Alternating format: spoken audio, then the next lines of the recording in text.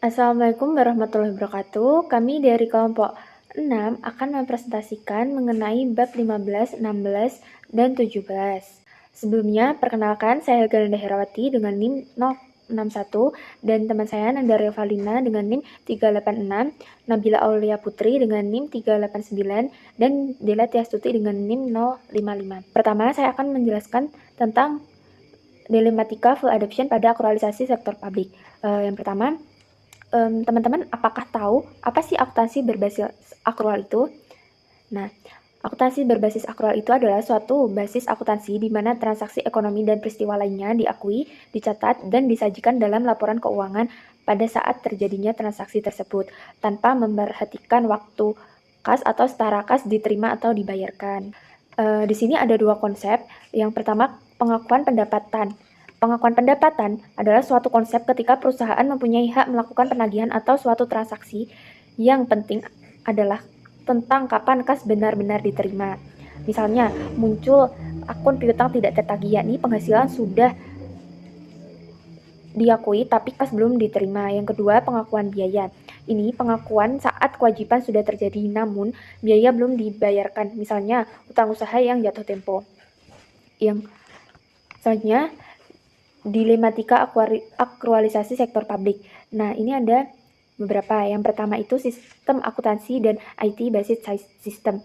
Nah, ini implementasi akuntansi berbasis akrual sangat rumit sehingga dapat dipastikan bahwa penerapan akuntansi berbasis akrual di lingkungan pemerintah memerlukan sistem akuntansi dan IT basis sistem yang rumit. Selain itu, juga dibutuhkan sistem pengendalian yang efektif yang memadai agar tujuan organisasi tercapai melalui kegiatan yang efektif dan efisien tadi. Yang kedua, komitmen dari pemimpin.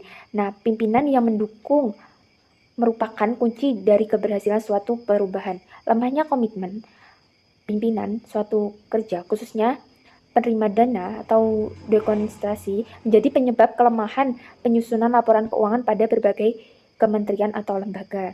Yang selanjutnya, tersedianya sumber daya manusia yang kompeten. Nah, ini penyiapan dan penyusunan laporan keuangan tentu memerlukan SDM yang menguasai akuntansi pemerintah. Namun saat ini kebutuhan tersebut sangat terbatas, apalagi menjelang penerapan akuntansi pemerintah berbasis akrual. Oleh karena itu, pemerintah pusat dan daerah memerlukan secara serius menyusun perancangan SDM di bidang akuntansi pemerintah dan memberikan sistem intensif serta remunerasi yang memadai untuk mencegah timbulnya praktik korupsi oleh SDM yang terkait dengan akuntansi pemerintah. Yang selanjutnya, resistensi terhadap perubahan. Ini ada suatu kondisi di mana pihak internal yang sudah terbiasa dengan sistem yang lama dan enggan untuk mengikuti perubahan. Oleh karena itu, perlu disusun berbagai kebijakan dan dilakukan berbagai sosialisasi sehingga penerapan akuntansi pemerintah berbasis akrual dapat berjalan dengan baik. Baik, selanjutnya yaitu ada kelebihan dan kelemahan basis akrual. Yang pertama yaitu bentuk pelaksanaan konsep pusat pertanggungjawaban, peluang untuk prinsip against revenue, fondasi untuk melakukan perhitungan lebih baik, sarana perhitungan subsidinya lebih baik, dan bentuk analisis keekonomisan serta keefisienan pengelolaan keuangan, peningkatan kualitas pelaporan dan evaluasi, serta meningkatkan SAB bukan hanya sekedar SABE.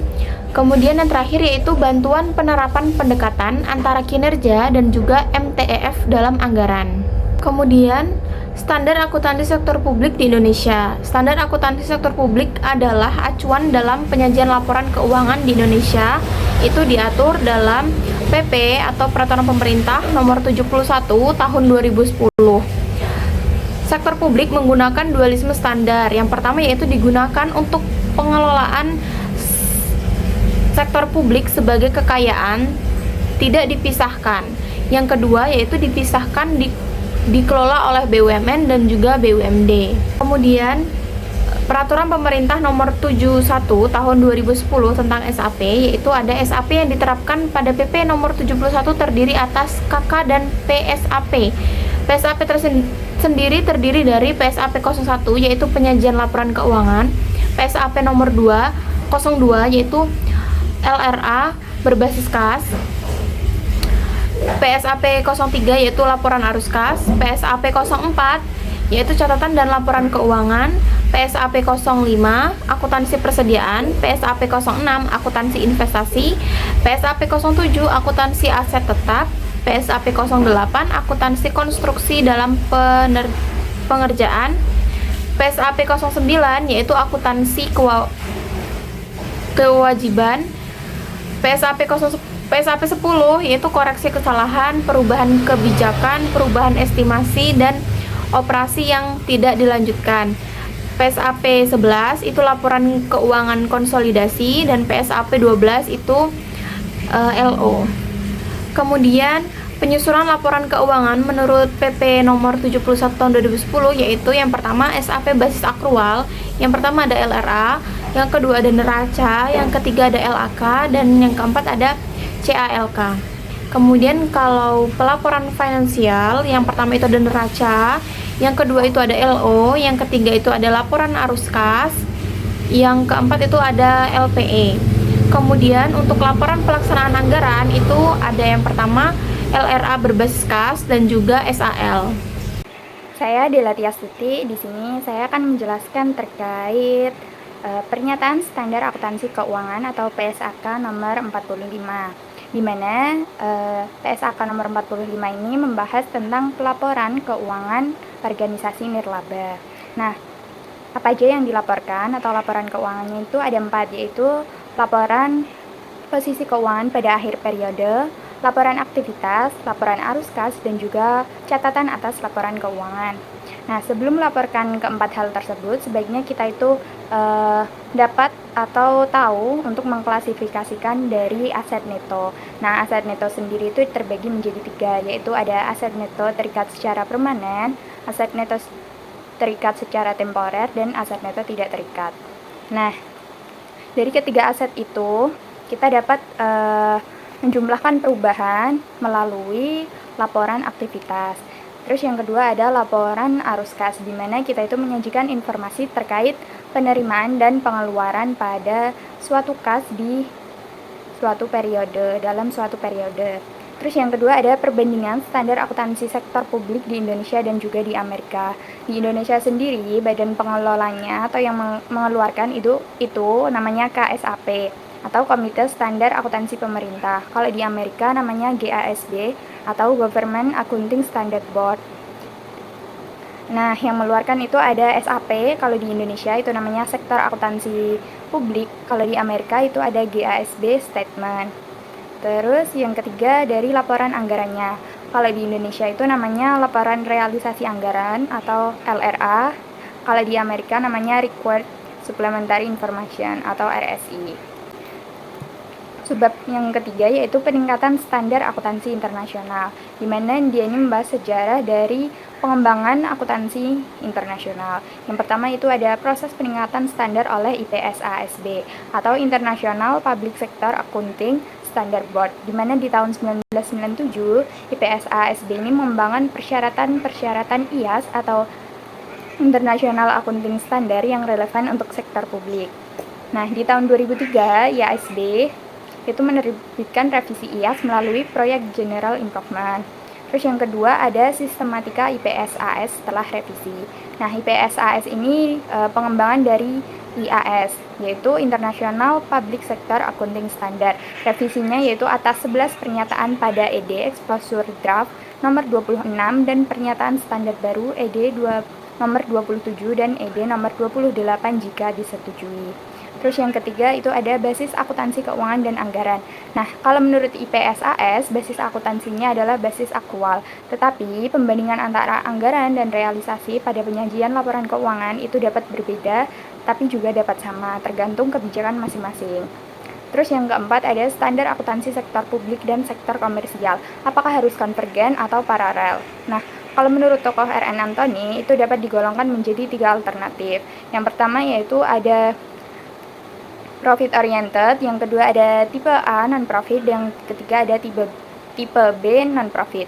Nah, di mana dari ketiga ini dapat ada usaha untuk melakukan konvergensi, tetapi tetap ada perbedaan yang mendasar. Sekian materi yang dapat saya sampaikan. Materi selanjutnya akan disampaikan oleh teman saya. Terima kasih. Oke, bab selanjutnya yaitu bab 17, pernyataan standar akuntansi pemerintah versus pernyataan standar akuntansi keuangan. Pertama, pengertian PSAP dan PSAK.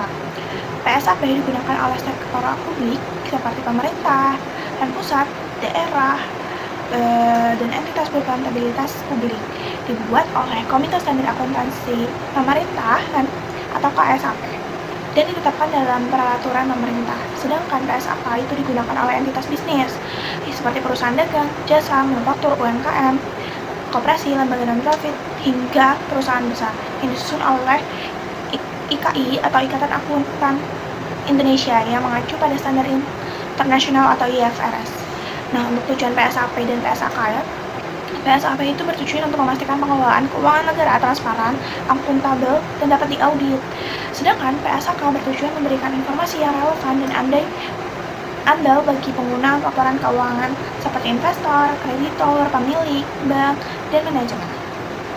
Untuk basis akuntansinya, PSAP menggunakan akrual basis, seperti pendapatan dan beban itu diakui pada saat terjadi.